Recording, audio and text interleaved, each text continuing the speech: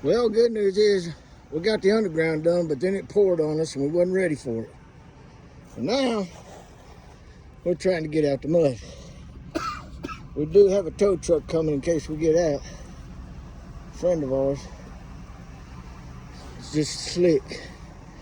Anyways, here we are coming out the building with the sleeve. In with a 45. Over.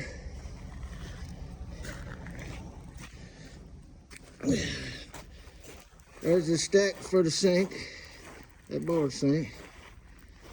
There's your tub, toilet, stack, vent for your floor drain, and vent for your lab. All right, let's go ahead and try to get out of here.